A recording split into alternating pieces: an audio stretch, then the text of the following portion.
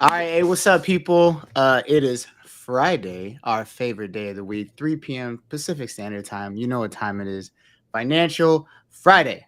All right, this is when we end the week. You feel me? I'm with my boys. It's when we talk about important things when it comes to the financial markets, what we believe is really going to help set you apart for your future when it comes to your finances, when it comes to how you work, the future of technology, anything and everything. Okay. But before we start, we got two things for you. All right. The first thing is we are not giving you financial advice in this particular moment. Now, if you want to contact us on the side and have a more private setting for us to tell you what our opinions are and what we believe financially, what you should do to be prosperous in the future, hit us up. Our contact information is in all of our Instagrams, Facebooks, LinkedIn's. But for this particular setting, these are our opinions. So don't go and say, Jeremiah, Glenn, and Cam told me to do this, and now I'm broke and I want to sue them. Nope. So we don't play that. Second thing is the way that we operate here, if this is your first time, is one of us will pick three articles from the week that we believe are important for you guys. And then we'll talk about them between the three of us. Okay. So this week was my week. And so we're gonna talk about some really interesting things. The first thing in particular, well, first, let me check in with y'all. What's up? What's up, guys? I'm getting married tomorrow, so ning, ning, ning, ning, ning, ning, ning. I was like, yo, y'all don't even talk. I'm gonna just Hey, I'm just showing up to class, man. Nah, doing good, man. Excited for you and the missus tomorrow to you know. I know it's gonna be good. G's gonna marry us. My best friend. I got all types of roles and responsibilities in 2023. Right. I gave him free reign too. I'm gonna see if I'm gonna regret that later. He said, "You want to know what I'm gonna say?" I was like, "Nah, man, just live your life." So we're gonna see what happens. So first article as we move forward. So the first article, I'll be honest, we're not gonna spend an extraordinary amount of time on, but I thought it was important just to really once again beat that drum when it comes to AI and just how it's really kind of shaping our future. Okay. Excuse me. So this is actually something that somewhat hits home for me because for those of you that know, I was an active duty Air Force recruiter. I recruited officers, people who had degrees in cyber and security and software engineering, all those types of things. And so, 3 years ago, you couldn't be beat if you had a degree in any of those arenas. Like you were getting a job paying you six figures off top, bonuses, everything. I mean, people who didn't even like computers were like, I'm getting computer degrees or getting certifications because the money was just there. Now, fast forward to 2-3 years, technology has evolved so much to the point where now these people, the unemployment rate's actually increasing surprisingly. Like the two biggest things I feel in the last 3 years where it's like you're gonna have a job is healthcare and computers. But now that conversation has gotten more specific. Now it's, are you adding to the AI generation for a company? Because if you're not, in retrospect, you're not as useful as you once were.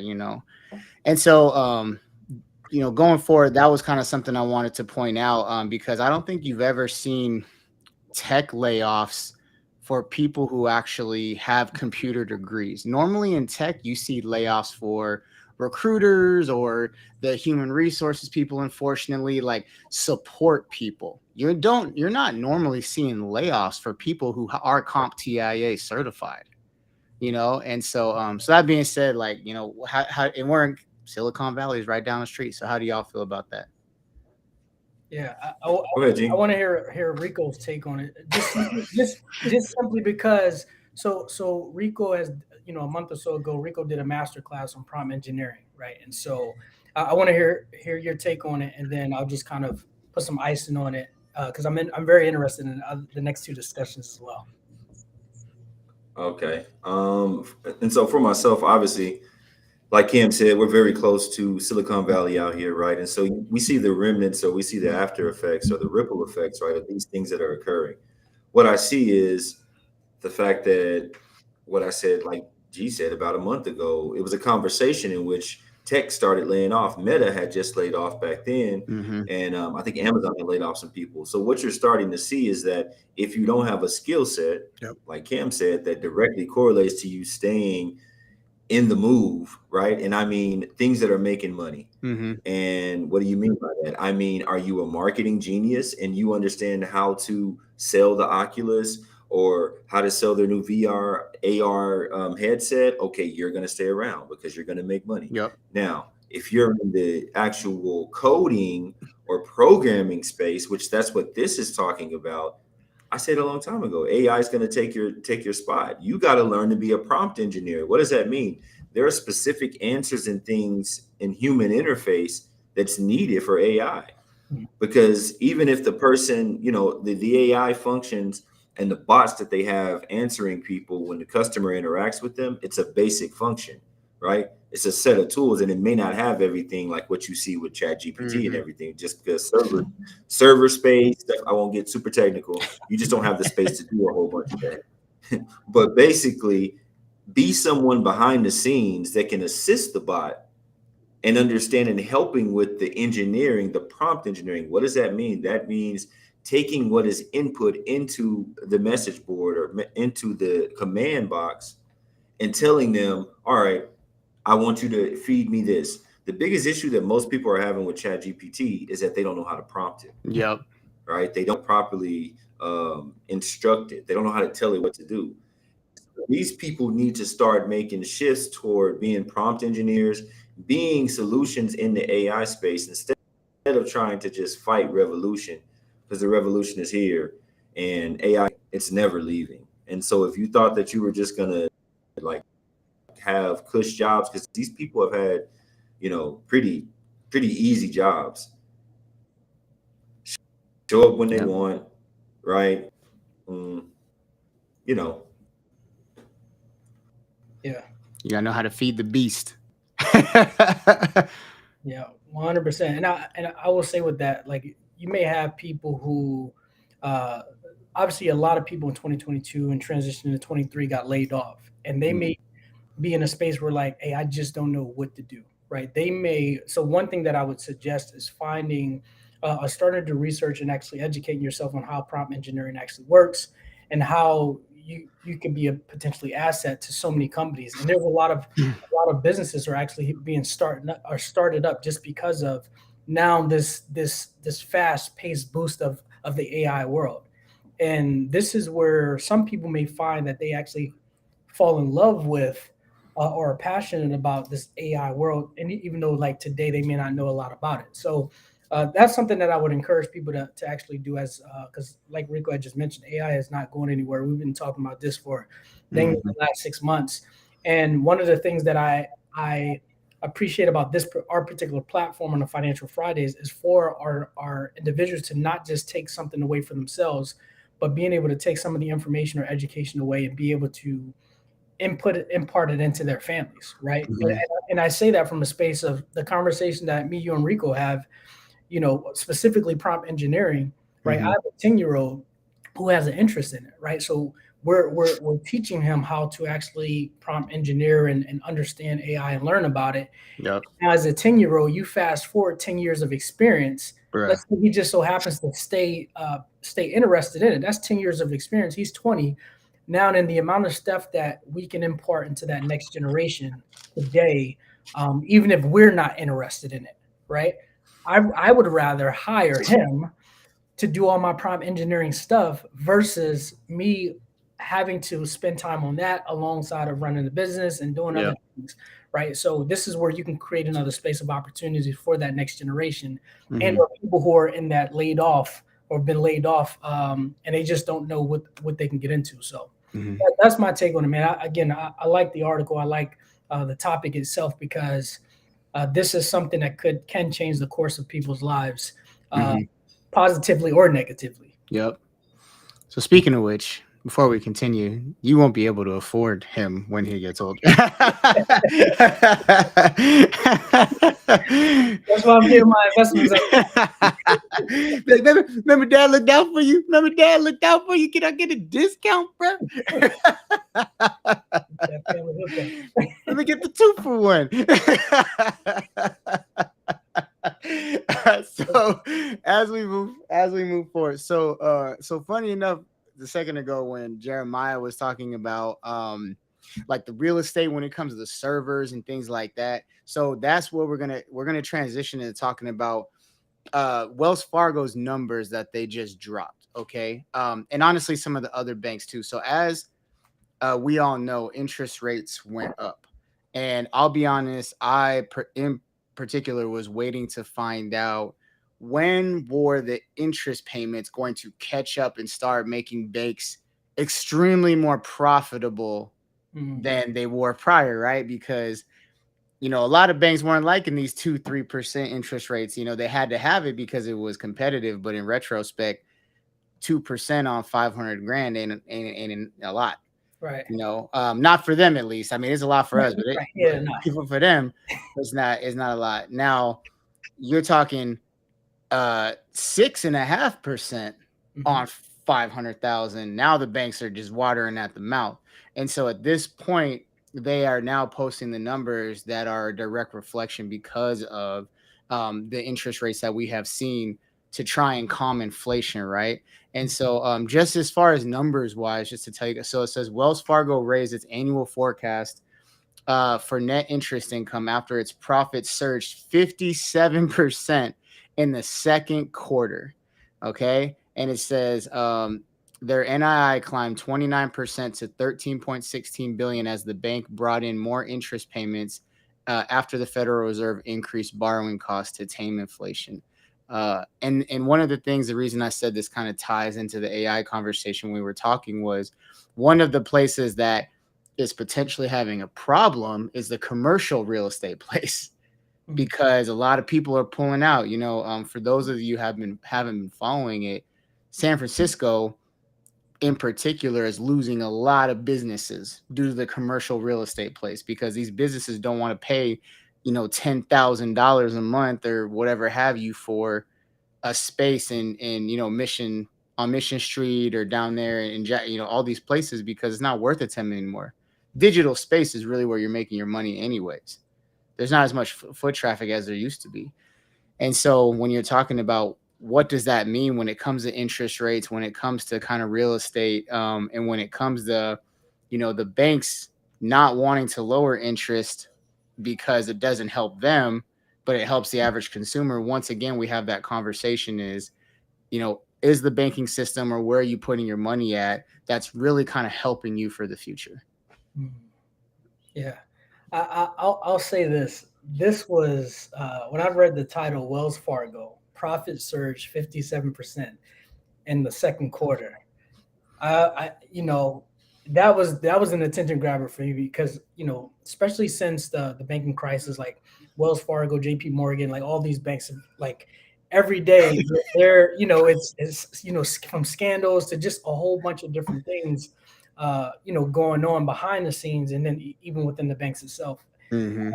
There was something in the article that just from an education standpoint, I wanted to kind of share this. It talked about the net interest income. I've talked to, over the last couple of months, I've talked to people and just mentioned that, and they're like, oh, I never heard of that. So if anyone's watching this or rewatching this, it also stands for NII. So the NII, or net interest income, is the difference between the revenue a bank earns from its interest-bearing assets and the expenses of its interest-bearing liabilities, right? Yep. That's just kind of a note to take. Regarding the real estate, it's funny. I meant to send a snapshot. I have a friend who's in commercial real estate, and I wanted to just kind of get his thoughts on the perspective of a particular article. But I find it very interesting because, obviously the pandemic has shifted workspace for so many people, right? Yeah. For months back, the conversation was, how do we still scale our business but have our employees working remotely and still continue to hit our numbers or exceed our numbers? Like, how can we figure those numbers out, right? So obviously people are closing down their buildings, and so I don't know that people understand the impact of how when you start closing buildings and how it actually impacts the economy. Mm-hmm. And so this is a lot to kind of unpack. But those are the two things that kind of stood out to me. And there was a number figure in there that talked about $949 million regarding the real estate woes. Is up in allowance for potential losses in commercial real estate. Mm-hmm. So those are my takeaways with this particular article. This is something to watch, though. Rico, what you got? Yeah, I was gonna say, you guys can hear me, right? Yep. Okay, so anytime that you're in a banking crisis, right, and one of the top 3 banks in the nation has a 57%. Now, you know what that means. If Wells had a 57% increase, that means Chase probably had an 80-something% increase. I think 67. 67. Remember, listen, anyway, I won't even go there. They can tell you anything. That's all I'm saying. The numbers can be whatever they want them to be. Chase had more than that. I mean, let's just look at pure numbers. You bought banks. But anyway, let's get to this. Commercial real estate within itself, you look at major metropolitan areas, Houston, Los Angeles, New York, right? You're seeing a lot more abandoned buildings. There's a 15 to 20% vacancy rate that has increased inside of those cities. And so a lot of the funding and things that business themselves would go to banks for, they're not going to banks for that. And so banks have to make up for that and finding revenue sources in order for them to gain that money. Yeah. Well, just what is it? Yesterday, you saw what happened to Bank of America. Double dipping, double charging people, doing it right. And so, listen, or unless maybe you're not old enough, but most of you guys probably are. Wells Fargo has been charged with the same thing and data breaches previously. What do you guys? What's happening? What do you think these banks are doing? That's the question for you two guys. What do you think these banks are doing to generate this type of income in an economic climate where not only are people pointing the fingers at them, but people are pointing the fingers right at government and any entity that's kind of related to, like the Fed, banks? How do you get that much gain out of that? So I mean, in a state, I'm just going to speak on California, but in a state, it's politics at the end of the day. There it is. It's politics at the end of the day. Thank and G Yep. and I, we attended a Rotary Club meeting this Tuesday, and they had a solar company owner there, and he was telling us legitimately how everyone knows PG&E, how PG&E just passed legislation in April that said whatever energy that your solar creates, you will no longer get a 1-for-1 credit on your bill. So if you overproduce the electricity that you need for your house and you sell it back to PG&E, it used to be 1-for-1. Now it is 25%. So your system has to produce 400% power than it did before April 2023. And on top of that, every single year, California legislation has approved the rate increase almost 10% every single year for PG&E.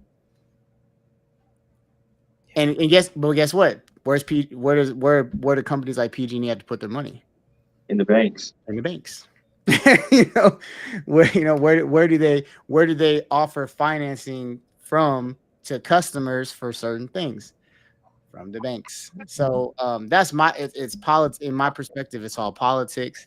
And at the end of the day, half of it is shucking and jiving, bro, smoking 100%. 100%. See what you think.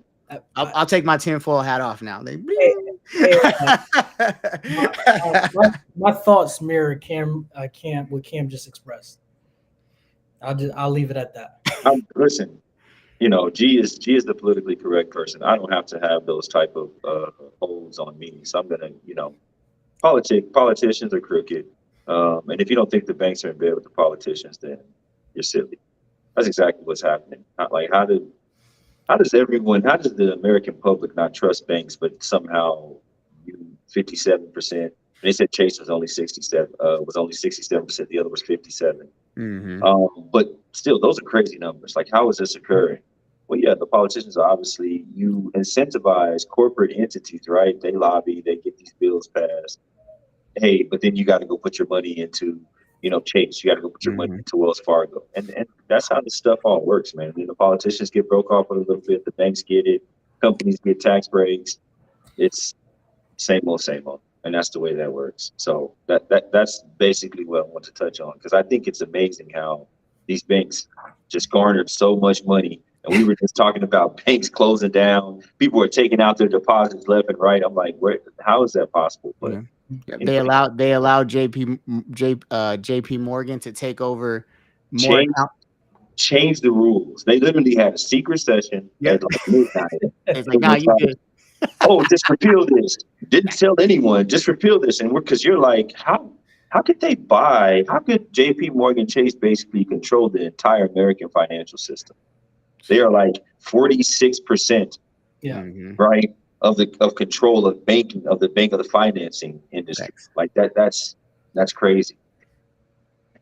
Anyway. Gotta love it. Gotta love the big guys. All right. And so that being said, that brings us to our final article, which is retirement when it comes to, and let me say, this doesn't just pertain to baby boomers, but so everybody should be listening to this, but in particular, this article is talking about baby boomers specifically because they came into the financial system in a generation where all these things started being created for the average worker to help them retire. And so now they are seeing the non-fruits of their labor, so to speak, because that, and we can all say, I mean, we took our son to go get dinner the other night, and I felt, the guy was amazing, but I felt so bad. There's an older gentleman trying to work this register, and he has this 20-year-old kid, like, don't worry, don't worry, Bob, like, just click here, click there, like, you know what I'm saying? It's like, this guy shouldn't be working at a Habit Burger in Fairfield. I'd say that's below anybody, but in retrospect, like, come on, man. Like, I'm sure this dude probably worked somewhere to where he could retire and then was forced to go back to work. But because his skills are different than the generation right now, he had to take whatever he could get. You know what I'm saying? And that's a sad thing I don't think any of us want to see. And so right now, you are seeing two types of baby boomers right now. You are seeing the ones who weren't able to save enough, weren't able to stay at a job for 30 years and get a pension. The job got rid of the pension. And then you are seeing the great wealth transfer. Those who probably had the knowledge to take advantage of the systems, but the problem is they don't trust the younger generation with their money. So, they don't trust, they got all this money saved up because they were told, like, just hold all your shekels as much as you can, in banks. And so that being said, this article in particular really talks about some of the things that, not like I said, not only baby boomers should be looking at, but honestly, everybody needs to think about when it comes to how are you, maximizing your retirement, right? So first off, everybody's going to talk about maximizing retirement plans, right? 401ks, 403bs. The biggest thing that you need to know when it comes to these types of things is, do you get a match? If you're not getting a match, then unfortunately it's not worth it for you. In my opinion, in Cam's opinion, it's not worth it for you if you're not getting a match, because the match is like free money. So it makes sense. You give 3%, you get 3%. Cool. You just doubled your money without doing anything. But if you're just putting in 3% or whatever and not getting a match, you're legitimately betting on whoever your company has hired to handle your finances is going to set you up, but you don't have any control. You don't, realistically, you're probably not even educated on what's being invested in. They're just like, yo, give us your 3% and like, shut up. And so, my opinion. and so, catch up contributions for those who are over 50. This is talking about your traditional and your Roth IRAs. For those of you, that don't know, is once you're over 50, you can contribute a little bit more to help you catch up. In my opinion, you shouldn't be trying to catch up after you're 50 if the system worked in the first place. That's just saying. If I had some sound effects, I would have been like, bing. Brokerage account, that's nice and all if you actually know what you're doing, but simply advising people to have brokerage accounts. Now you, depending on what brokerage you go through, you got to be careful, because once again, let's just use 2022 as an example. Fidelity, largest holder of 401ks in the entire nation, lost people 23% or more on average. That wasn't a high, that was on average. Educate yourself.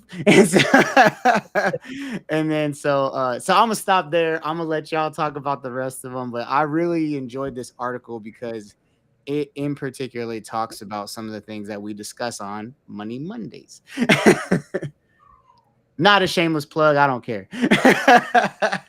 Speaking of Money Mondays, guys, specifically for the folks watching this, if you want us to actually dive deeper into this particular article or around that, number one, tune into Money Mondays, but specifically feel free to drop in the chat like, hey, can you guys elaborate on this particular thing here? And we will definitely do that on our Money Mondays. I'll say this was, out of the three, this was my favorite article. Because, and as I was kind of reading through it, one of the things where I had to stop and pause is where it said 40%. So talking about baby boomers specifically, it said 45% of baby boomers have saved $250,000 or more, right? Mm-hmm. And then 40% say that. So again, almost half say that they have not done enough, right? And so I stopped there and I was like, no, this is a message not just for the baby boomers. Like, this is for millennials. This is for anyone that's in the working force, right? If I can, have the conversations now with my kids and get them to understand how important the conversation about retirement income is, right? This isn't just a topic that I think in the article it also mentioned retirement income is an important topic for anyone that's close to retirement. No, retirement income is an important topic regarding anyone entering the workforce from 18 up, right? And I think that's the problem in America as far as not educating the community enough earlier. Like, why wait then? Like, why not? Again, I'll use Darren as an example. My 10-year-old, we're talking prompt engineering, right? Fast forward, he has 10 years of experience. Why not have those conversations with the youth? And now, he's able to set up his retirement plan, whether there's annuity, whether I've seen the cash value on the screen, maximize whatever his retirement plan is, right? And I think that we have to break the mindset of just, hey, when you're 50 plus, that's when you start thinking about retirement. Mm-hmm. So look at the difference, like in this particular quote right here, the difference that 6 years made as far as education when it came to retirement. There was a $80,000 difference between people who were literally born 6 years apart when it came to retirement. Information changes situations, man. Bing!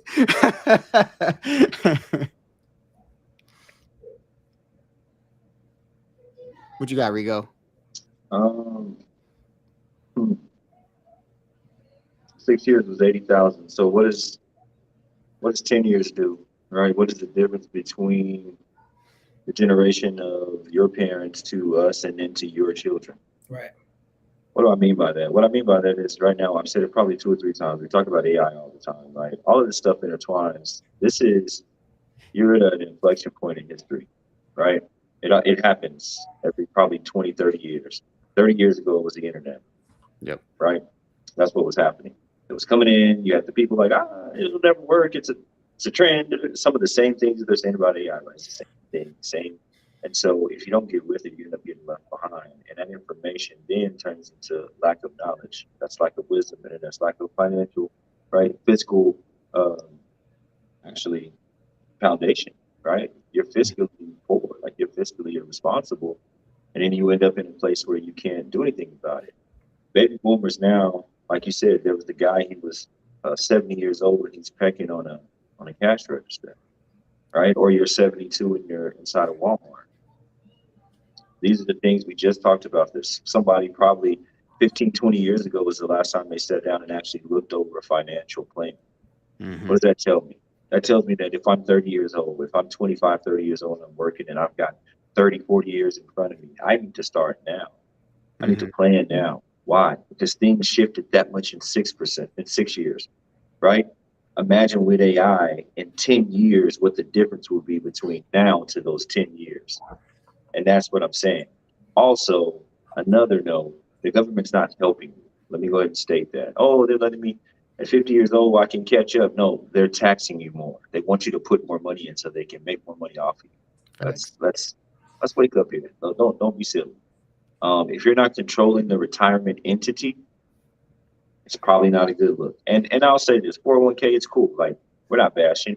Like Cam said, if they're matching you, take the match. But I'm not putting $1 more than what you're willing to match. You're a multi-billion-dollar company. What are you willing to put up? Will you put up 10%? Okay, I'll put up 10%. Whatever you're willing to do, I'm willing to do. Oh, you don't match? Then I'm not going to have a 401k. It's super simple. There's no need for me to have it then. It's pointless, right? Because I can control and control my own entity, my own vehicle, right? So I need to focus myself and actually look at controlling money.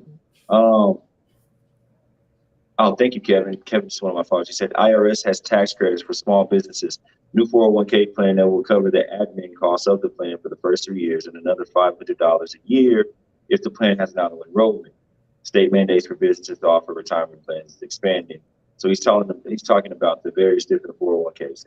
The small businesses that you're trying to offer that, 401k is an option. And it looks like they're incentivizing it. But I bet I got something that could probably beat that. No shade to anybody, but I'm guaranteeing you I got something that can beat that. And I'm saying all that to say this: do your due diligence. Yeah, that's what this comes down to. Start to do the investigation. Sit down and create a financial plan. You're like, oh, here you go. Yes, because this is an article that just literally talks about a whole generation of people, right? That just got caught between the whims of technology, and now they're trying to catch up, right? So, and they're behind. And so when it comes time for them, here's the most horrible reality as I read this. I'm 75 years old, right? I retired at 60. I'm 75 years old. I go to the bank or I go to pay my bills, my light bill, and it comes back insufficient funds. I've just come to the realization that I ran out of money. I don't have a job. I don't have anything else.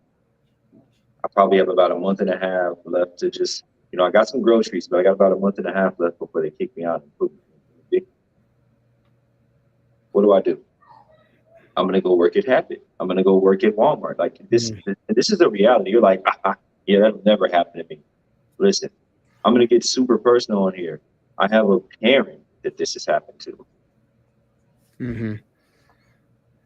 Guys, sit down. Take the financial planning, speak to someone that's a fiduciary, not someone that's trying to line their pockets.